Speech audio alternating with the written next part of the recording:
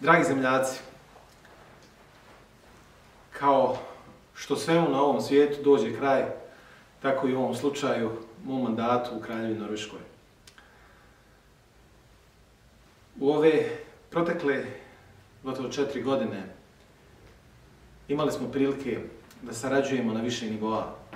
Imali smo prilike da dijelimo lijepe momente, da dijelimo momente koji nas čine ponosnim, da dijelimo momente gdje smo jednim drugima ukazivali pomoć ili momente gdje smo jednim drugima ukazivali da trebamo više i odlučnije činiti, odnosno raditi, odnosno biti na usluzi našoj jedinoj Bosni i Hercegovini. Naši zemljaci u Norveškoj su posebni ljudi, obrazovani, veoma dobro integrisani u društvo Norveške, a ipak, pored svega, nisu zaboravili Bosnu i Hercegovinu.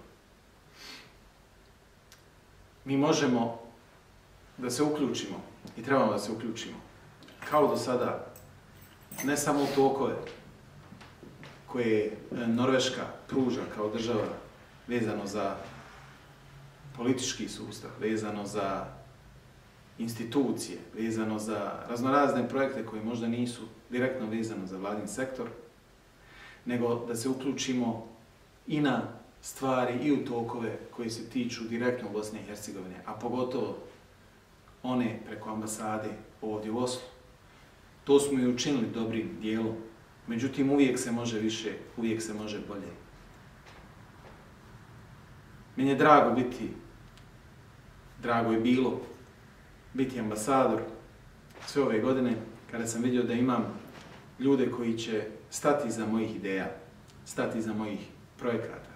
U stvari ovo je greška, stati iza naših ideja i stati iza naših projekata koji se tiču jedine nam domovine. Kao ovaj mandat, a i kao i naši životi, sve će ovo proći.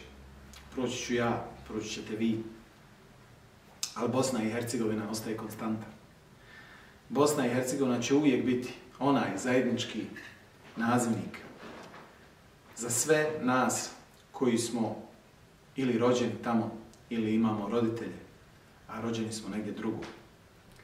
Vi, kao iseljeništvo, ili da koristim taj grčki terminus, dijaspora, ste oni koji imaju ključeve rješenja za mnoge probleme u Bosni i Hercegovini. Ja sam to puno puta naglašavao, evo naglašavam i sada. Kada bi se naša dijaspora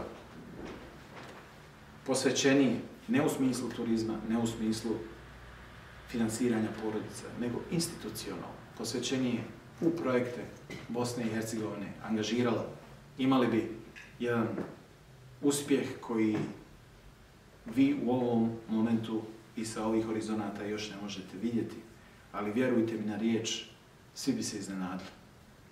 Koje bi stvari se riješile, kakav bi ekonomski oporavak to bio, kako bi se destruktivne snage jednostavno minimizirale. Trudite se da to onako koliko možete u svom kapacitetu prenesete na vašu djecu, prenesete na vaše prijatelje, pa i prenesete na vaše domaćine, da u svakom pogledu, na svaki način budu na usluzi Bosni i Hercegovini. Jedan veliki pozdrav od mene, ne samo u kapacitetu ambasadora Bosne i Hercegovine, nego i kao vašeg zemljaka i želim vam sve najbolje. Živ bili.